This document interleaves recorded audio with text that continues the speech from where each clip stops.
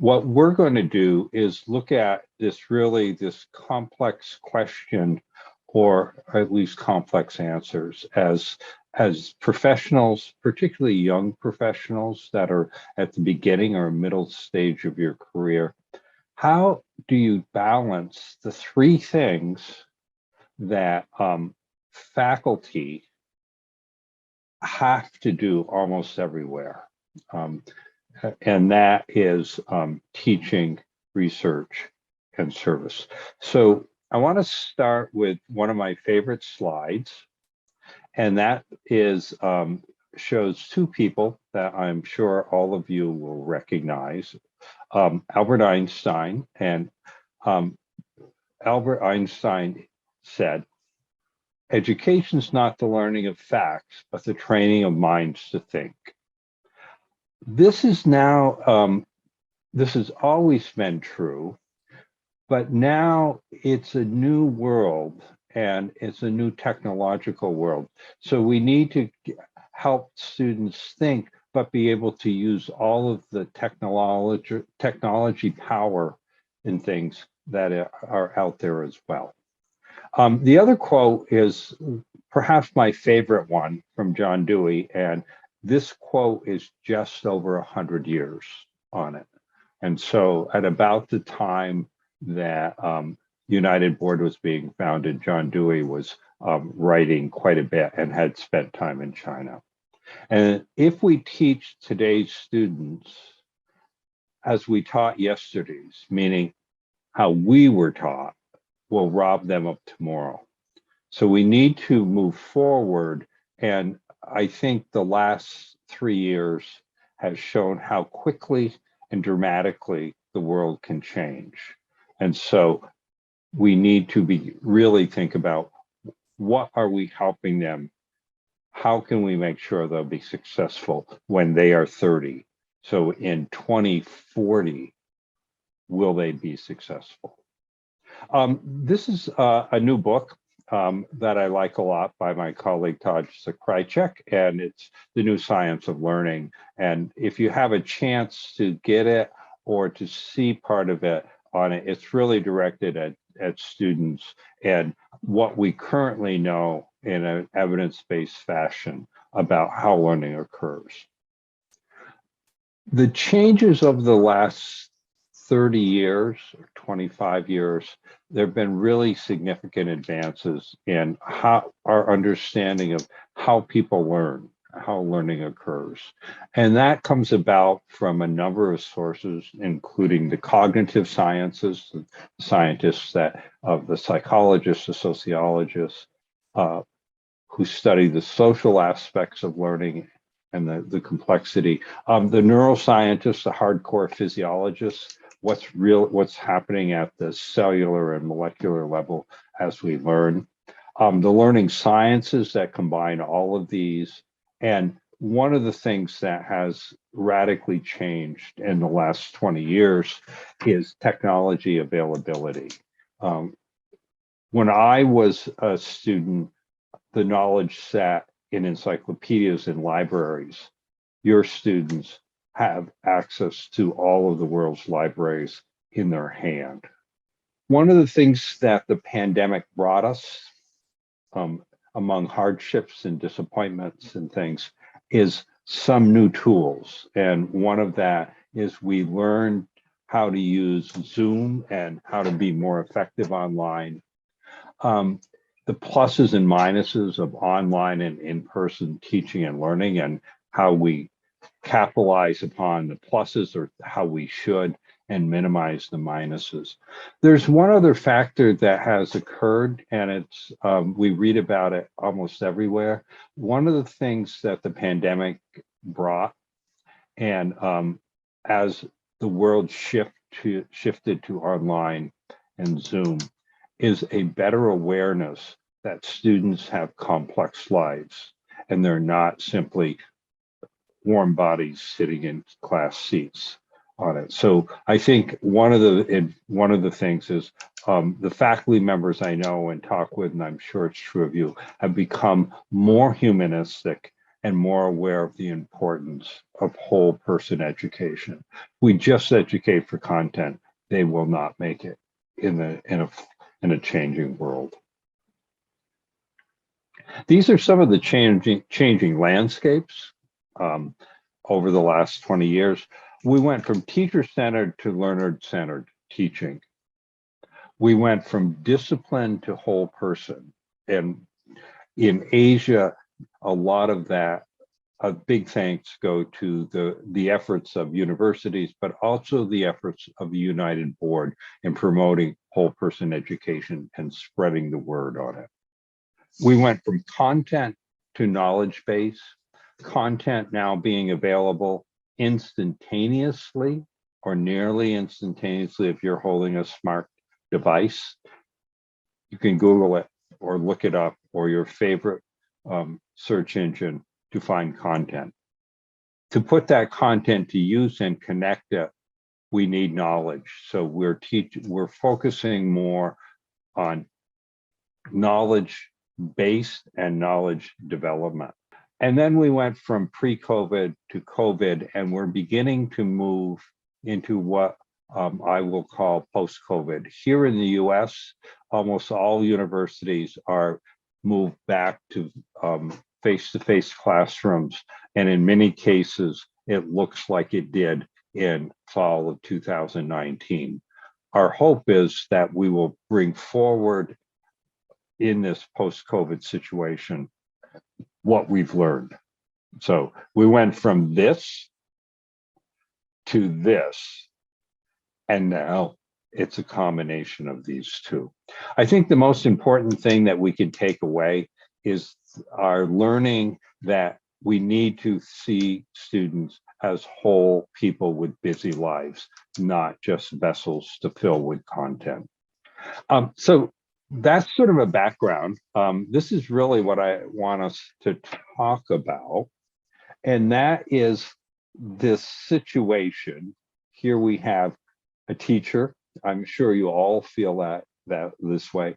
The day has 24 hours and you got 26 hours worth of work, and these three domains or parts of professional faculty life are pulling you in different directions.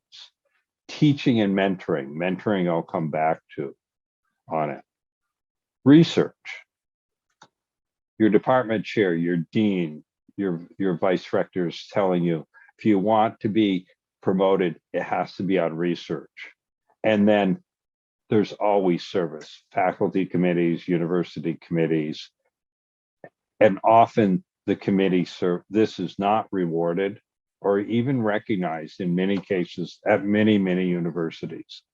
This is sometimes recognized, but for promotion and tenure, it may not be rewarded or recognized as much as research. It's content, discipline, and institution dependent, but that tension exists everywhere. What we want to do is this. This is what probably all of you are already reasonably good at. Maybe we can help make it more efficient. To be able to balance all three of these so that they are not pulling you in different directions, but helping to keep you balanced and connected on it. There are ways of connecting each of these: research to teaching and mentoring, research to service, and service to teaching and mentoring. And I'm going to ask you about those and ways that you have found, and then I'll give you some of my ideas. Teaching and mentoring. Despite what I sometimes hear, this is the mission of a university. Let me repeat that. If there's no teaching, then it's not a university, it's an institute on it. This is what universities do, first, primarily and foremost. We build the intellectual capital or help nurture the intellectual capital of the future that both we need and they need. Teaching comes in a lot of different forms. There's classroom teaching, online teaching, laboratory teaching, field-based teaching, curriculum and course development is all part of teaching and mentoring. Evaluation of student learning, the assessment component. All of you, I'm sure, have to give grades on it, and students want them. The next part of this slide is the other piece that is critical, and that's mentoring. That includes student advising, but mentoring goes beyond student advising. And here in the US, this now has become a very hot topic. A decade or more ago, teaching and active teaching was a very hot topic. There were lots of movement to retrain faculty and get faculty to go to workshops to improve their teaching. What we're seeing rapidly emerging in the US at all universities is that we are now saying, hey, we missed something. Mentoring is probably as important in building and helping students develop as whole people on it. And like teaching 30 years ago, there was no training. Faculty were never trained to be mentors. They mentored as they were mentored, the apprenticeship model. And if they had a really good mentor, then that was nice and good, but often they didn't. And we also know with research on mentoring that one person cannot be the mentor for all the needs of the students. This is the one I've always been at research universities, both here in the US at Maryland and at Macau, and it is often promoted as this is what counts on it. And it's a little, in fact, I'm going to be rather candid, a little bit backwards. The purpose of the university is to educate students. The purpose of research is to promote the university on it, because it's through research that university rankings go up. They seldom go up because of teaching. But the mission of the university is to teach students. It's a quandary. It's often what counts most. It's not fair. I don't like it. It is the reality. So there are many types of research. It's discipline specific. It includes grants and awards, and I'm going to add one other one here. I also have added scholarship because I come from the STEM field, so we tend to think of our scholarship being research, but there are many other types of scholarships that are equally important on that. The production of an anthem, a piece of art, the products of the research, a book, all of this. So their scholarship is the product of intellectual activity. Often it's research. The final one is service. And it's always expected. And at almost all universities or the institutes I've been at and worked with, it's often not recognized or rewarded. At many universities, when we look at faculty workload pieces, they say service counts 5% towards promotion and tenure, when in fact, it could be taking up much more. And this will be particularly true and for all of the scholars, because when you go back to your universities, it's very, very likely that the university's expectation of service will be increased. And the question is, will this be recognized? Lots of different types of service. Department and university committees, discipline societies on it, that's service. Manuscript reviewing on it. Journal editorships are purpose.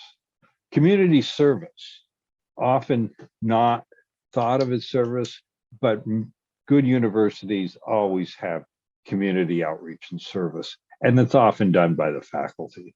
These are the challenges: service, research, teaching, and other. That other you can define for yourself. I often define this as the fact that as a faculty member, you also have a life, meaning you're a mother, a father, a son, a daughter on it. You have other demands besides these three for the university. Which of these three or more do you find most challenging at your home institution? This is where we started, or where I started the idea, and it came out from the discussions. These things are often pulling us in different directions on that. And it's different for different institutions and different contexts. But what we really want to happen is this on it. And the question is, how can we go from here to here? This is not easy. You can notice this. My colleague here is really concentrating, and this colleague looks a little hectic and rushing. This one is really concentrating, so it's stressful as well. These are some of the ones that I came up with, okay? And you'll notice that most of these are ones that you came up with. And so what this tells me is, or should tell you, you don't need me, you just need each other on it. So obviously integrating students into your research team is one of the ways on it. You may not know about CRE or CUR. They both stand for the same thing. There's a lot of information from the Howard Hughes Medical Group institution. It's a funding agency, HHMI. It's everything that they produce is free to everybody on it. There's a lot on course-based undergraduate research experiences. So this is a course that's really focused on research. And the trick here, or one of the ways, is that course is centered on one of your research interests, so it helps. Okay. Making your research part of the course content whenever possible. Students actually like research. They like things that are current on it. Here's one I always use. Students as bots to find articles and such. So they, particularly if I have a big class. So when I was teaching large classes at Maryland, often introductory ones, I always had a blog or a tool on the learning management system where students could post things, new articles. So they really helped me. Here are some approaches. And I don't know how much you get to do this, but it is becoming a reviewer or an editor for a journal on that. That is service on it because it takes time. But I can tell you that being a reviewer for manuscripts and an editor at several journals on it, I learned so much and gained so many new ideas from looking at manuscripts, both good and bad, that are submitted for review. Another one is at your university, volunteer or get involved in those committees that actually impact research. So here are some of the ones. A lot of people don't think that the library committee has much to do with research, has a tremendous amount. The library committee determines what journals, what goes into the library. And it also means you get to make even better friends with librarians, and they are invaluable when you're starting to write grants and do research.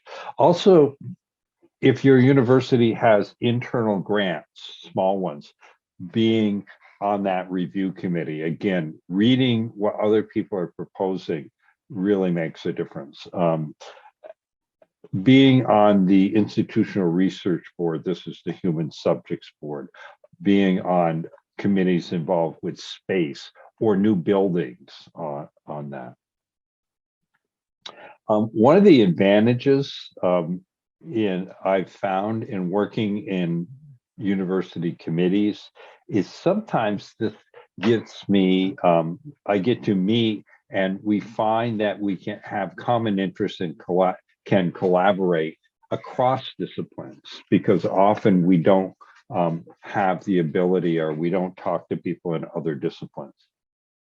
And there was a lot written, so I won't say very much, and that's getting involved with community service related to your research, and certainly service learning is an important one on that. Here's some, I think yours were much better than mine on that. Integrating service learning into courses is one.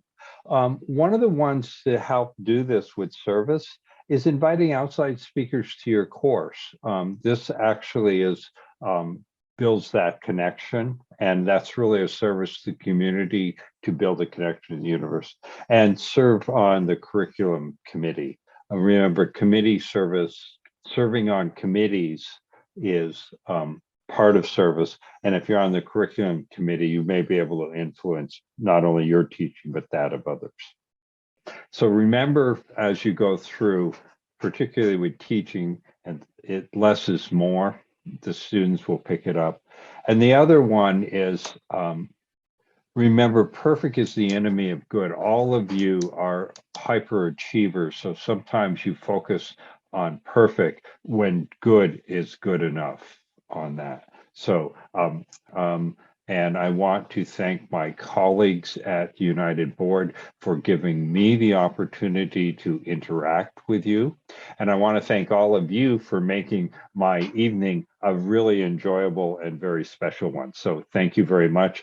After hearing from Spencer, I just pulled up some of the slides that I had. I thought I could share with you to affirm what you have already started thinking about. And this is a resource that you can go to, the United Board website on principles and practice for whole person education. This is such a haunting statement saying that 50% of existing jobs no longer exist in 20 years. And a lot of the jobs have go to like innovation, like startups and online businesses. And I want to quote this to remind us of why we are here as teachers, because universities will be the key places, or has been the key places, where the future is imagined and shaped. And this came from a former US president. And he also reminded us that young people must be inspired and empowered to contribute to the shaping of that future. So that's our role. We struggle with all this teaching, research, service together because we want to provide holistic education.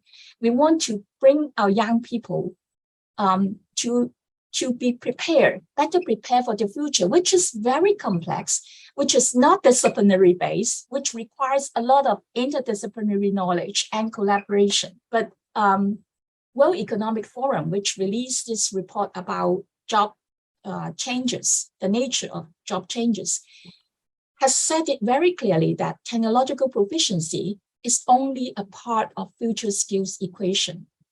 Human skills will retain or increase values. One of the main aspects of why educators hence are so much time, I think, has to do with the policy that our university apply, which can be very restrictive.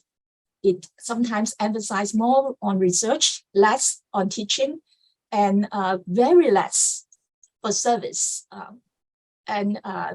Spencer is right that teaching not involve only in dissemination of knowledge, because knowledge can be found quite easily online, even if for those who are interested or curious enough to find them. But the mentorship, the bringing the students along in their growth, that is actually a very important part of the teachers nowadays.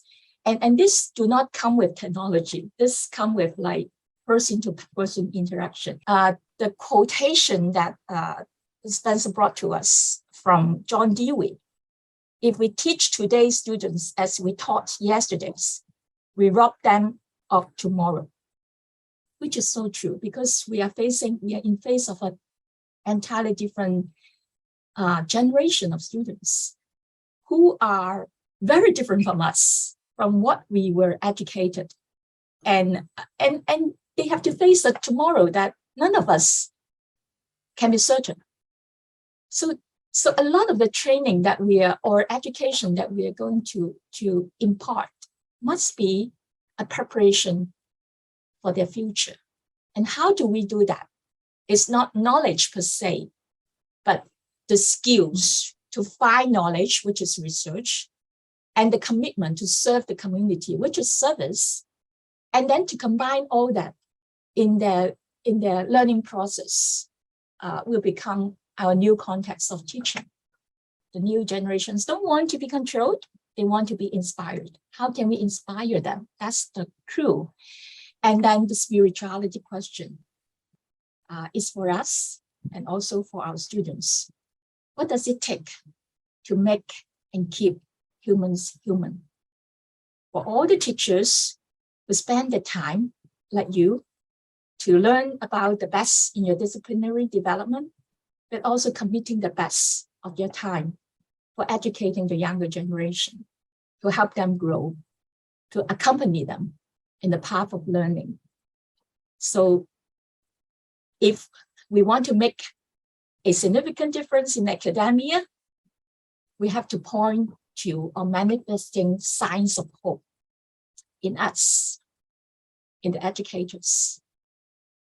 It's really important that we are still the bearers of hope as much as we try.